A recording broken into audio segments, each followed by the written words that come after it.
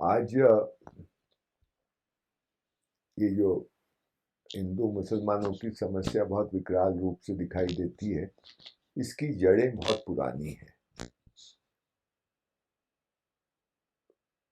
एक टाइम था जब मैं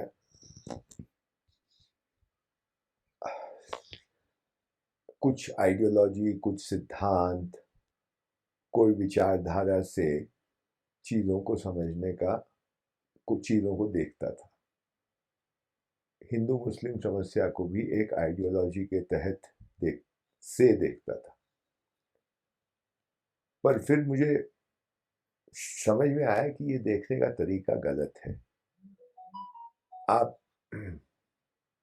वास्तविकता को छोड़ के या सनातन और सामयिक सत्य को छोड़ करके आप एक आइडियोलॉजी से जब देखेंगे तो चीजें आपको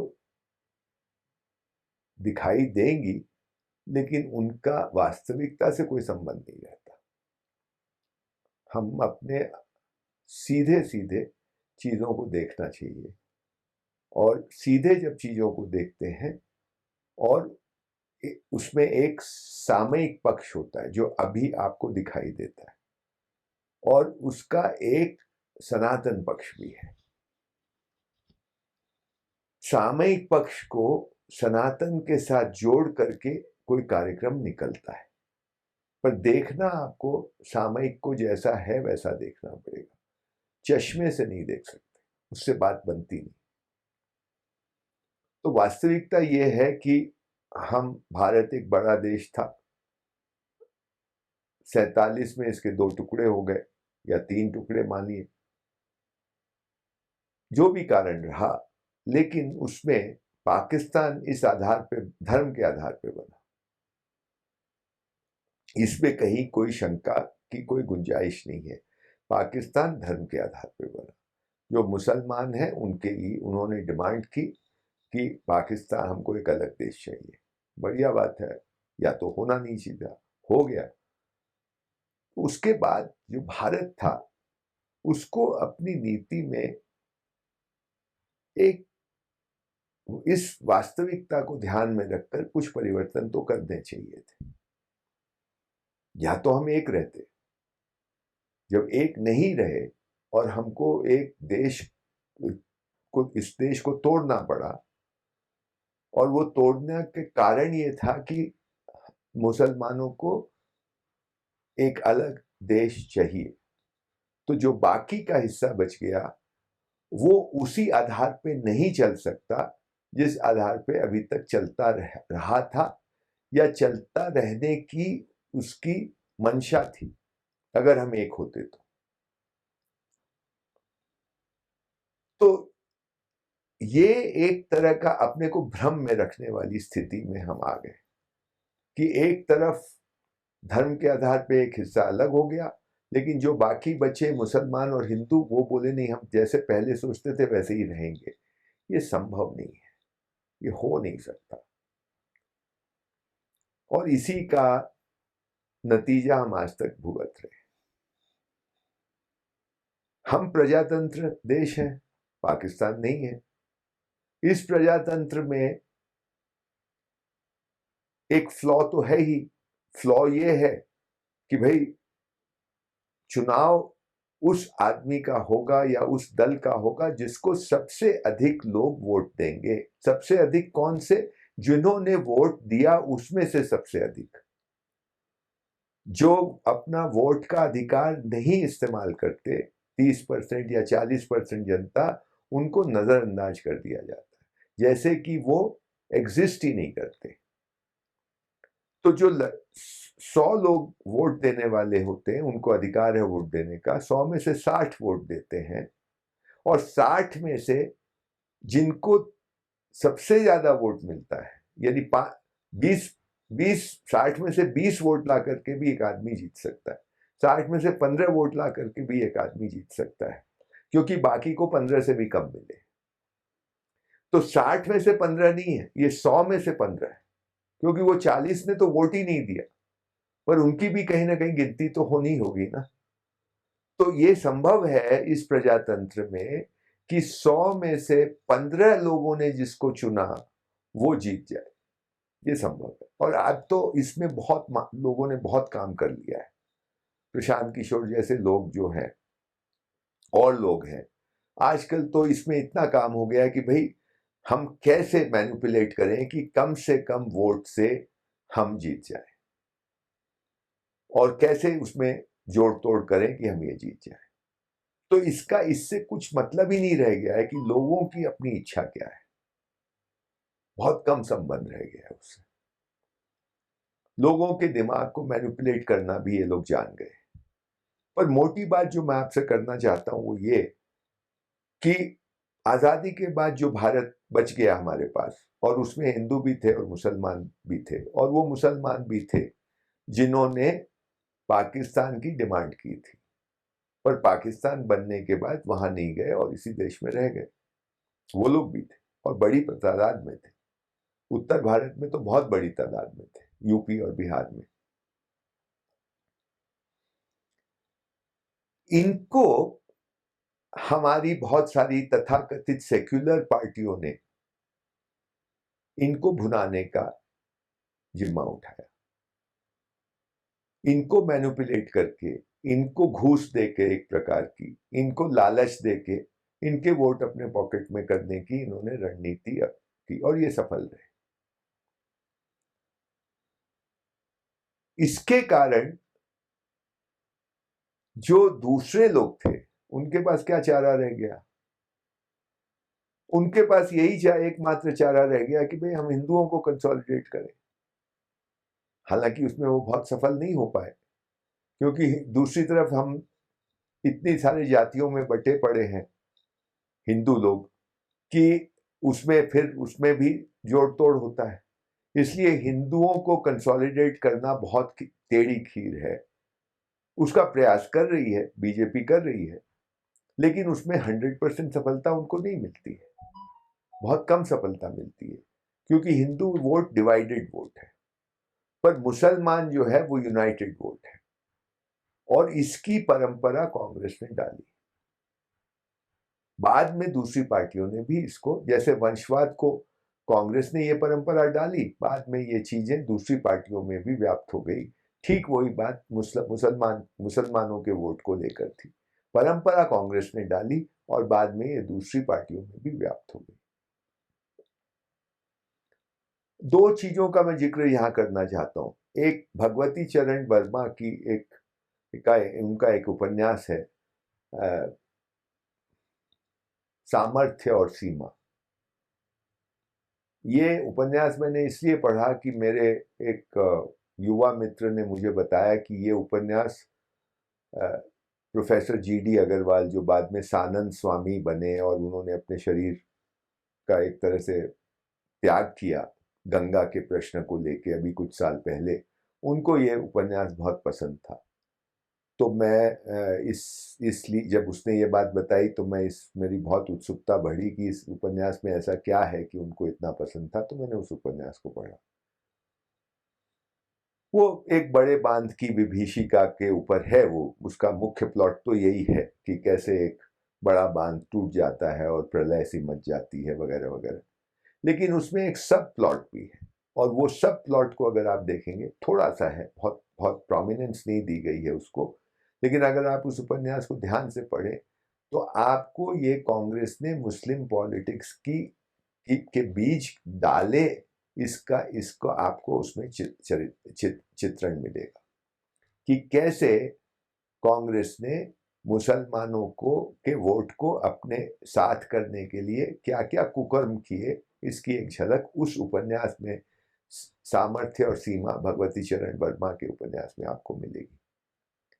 मैं नहीं मानता कि भगवती चरण वर्मा कोई पॉलिटिकल आदमी थे, वो एक उपन्यासकार थे, और उन्होंने इस बात को उसमें लिखा है, हल्के में ही लिखा हो पर लिखा है। वो देखने लायक चीज है। दूसरी बात डॉक्टर लोहिया की आती है। मैं उनको एक बड़ा देशभक्त मानता हूं। वो कुछ भी रहे हों, लेफ्टिस्ट थे, सोशलिस्ट थे, परंतु फिर भी बड़े देशभक्त थे और इस देश को समझने का प्रयास करते रहते थे। अगर उनके दूसरे तरह के लेखों को हम पढ़ें, जैसे राम, कृष्ण और शिव, जैसे कि रामायण मेला, जैसे कि उन्होंने बहुत सारे इस तरह के भारत की संस्कृति को लेते हुए, यहाँ की धार्मिक बातों को लेते हुए जो लेख लिखे हैं, तो आपको पता चलेगा कि लोहिया एक कोई टिपिकल सोशलिस्ट नहीं थे। वो भारतीय सोशलिस्ट थे, वो अंतरराष्ट्रीय सोशलिस्ट टाइप के नहीं थे। खैर, वो एक अलग बात हो जाएगी। उन्होंने हमेशा नेहरू के खिलाफ चुनाव लड़ा, 57 में भी और 62 में भी, ये जानते हुए कि नेहरू के खिलाफ वो हारेंगे। न तो उनके पास संसाधन है, न इस तरह की लोकप्रियता है जो नेहरू की है, लेकिन उन्होंने नेहरू को एक सिंबॉलिक लड़ाई उन्होंने लड़ी, ये दोनों चुनाव में, 57 के लोकसभा चुनाव में और 62 के लोकसभा चुनाव में। उनकी जमानत जब्त नहीं हुई, अच्छे खासे वोट मिले, हारे लेकिन, और वो जानते थे कि मैं हारूंगा। 63 में वो पहली बार यूपी में उपचुनाव में खड़े हुए, फर्रुखाबाद से। ये प्रेस चुनाव में खड़े होने के ठीक पहले उन्होंने एक प्रेस कॉन्फ्रेंस की, जिसमें उन्होंने ये अनाउंस किया कि मैं इस उपचुनाव में खड़ा हो रहा। उसमें उन्होंने एक महत्वपूर्ण बात कही। उन्होंने ये कहा कि अभी तक हम नेहरू के खिलाफ तो लोहिया शुरू से ही थे, पर उस प्रेस कॉन्फ्रेंस में वो कहते हैं कि नेहरू इतना खतरनाक है और इतना इस तरह का काम कर सकता है, ये मुझे नहीं पता थी। और वो उसका विवरण देते हैं। वो कहते हैं कि नेहरू ने हिंदूवादी या राइट विंग जो पार्टियां हैं, जैसे हिंदू महासभा है, जैसे राम राज्य पार्टी है, जैसे जनसंघ है, जैसे आरएसएस है, पॉलिटिकल पार्टी नहीं है आरएसएस, पर आरएसएस एक बड़ी संस्था है और उसका अपना एक प्रभाव है। इन सब का नाम लेते हुए वे कहते हैं कि ये लोगों का खौफ दिखा करके मुसलमानों के वोट को अपने पॉकेट में कर लिया कांग्रेस ने, और ये वो करते आए हैं पिछले बहुत सालों से, 12-13 सालों से। इस बात को हम समझ नहीं पाए, अब मैं इसको समझ गया हूं। और इसके बाद वो एक बात कहते हैं कि आरएसएस और मुसलमानों के बीच जो ये बड़ी दरार आई है, मैं उस दरार को पाटने का काम करूंगा, क्योंकि ये दरार देश के हित में नहीं है। समाजवादी, घोर समाजवादी, विद्वान और बड़ा देशभक्त लोहिया जब ये बात कहता है, तो हमको इस बात को बहुत गंभीरता से लेना चाहिए। उनके किसी अनुयायी उस समय के, चाहे वो लिमय हो, चाहे वो फर्नांडिस हो, चाहे वो रवि राय हो, चाहे वो राजनारायण हो, और आज के का तो कहना ही क्या, कोई भी इस बात को लोहिया की को आगे नहीं ले गया, ना इसकी बात करते कि आरएसएस और हिंदू राइट विंग पार्टी और मुसलमानों के बीच जो दरार आ गई है, वो देश के हित में नहीं है, और मैं इसको पाटने का काम करूंगा। और उसके आगे एक और बात वो कहते हैं कि दीनदयाल उपाध्याय जो जनसंघ के आदमी हैं, मैं दीनदयाल जी के लिए, वो भी उपचुनाव में खड़े हो रहे हैं, मैं उनके लिए चुनाव प्रचार करूंगा। और लोहिया ने किया।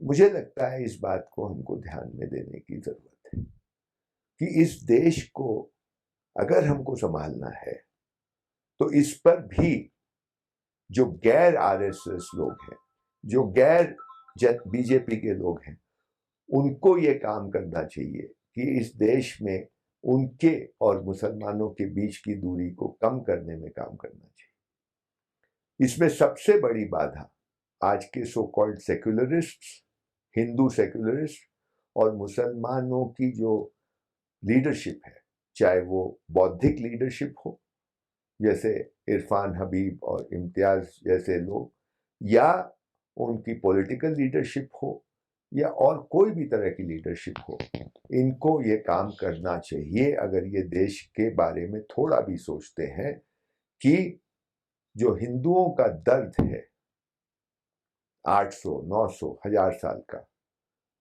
जो अत्याचार हिंदुओं पे किए हैं मुसलमानों ने, इतिहास में आपने क्या नैरेटिव बनाया है उसको छोड़ के अपने अनुभव से उस चीज को देख करके, अपनी खुली आंखों से उस चीज को देख के, उस पीड़ा को स्वीकार करके, उसको उस पीड़ा के कारण जो घाव हिंदुओं में है उसकी उस पे उसको उसका इलाज करने के लिए मुसलमानों को आगे आना चाहिए।